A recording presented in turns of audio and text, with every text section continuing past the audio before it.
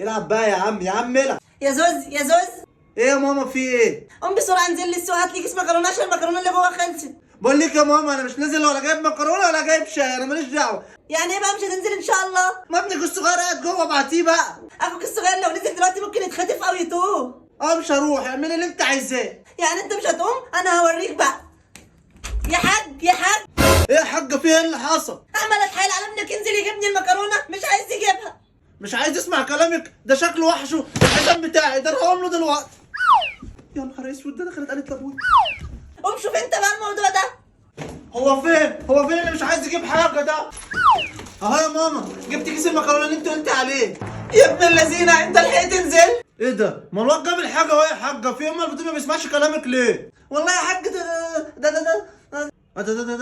ايه اللي انت بتقوليه يا حاجه ده؟ انت على فكره شكلك كبرت وخرفتي والواحد زهق منك. والله يا بابا بسمع كلامها، قول لها بقى انت. معلش بقى يا ابني، امك هتعمل ايه؟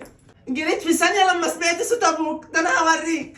صدمة كبيرة يا والقلب هيك اللي جاب حيرة قلبي. والله يا بنت انا غلبت منهم، واكلين شاربين نايمين. يا ماما يا ماما يا ماما. الله يخرب بيتك، في ايه؟ يلا خضتني. في ايه يا ماما؟ اتخضيتي من ايه؟ بعد اذنك بس عايز التليفون بتاعك دقيقه. وعايز التليفون في ايه بقى ان شاء الله؟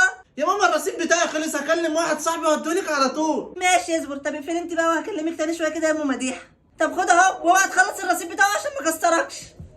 هات يا ماما، ما تخافيش يعني مش هخلص لك الرصيد بتاعي. وبعد سنتين. يا نهار اسود، التليفون مش عايز يشتغل ولا يتحرك. يا زوز يا زوز، انت يالا يا زوز يا زفت.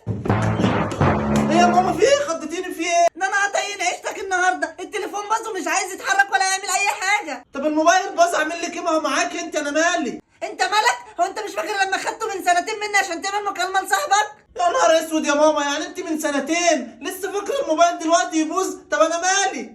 وانت مالك؟ ده انا هبوظ لك وشك. شكرا يا ماما، شكرا، مش واخد منك حاجه تاني. يلا تستاهل يا كلب.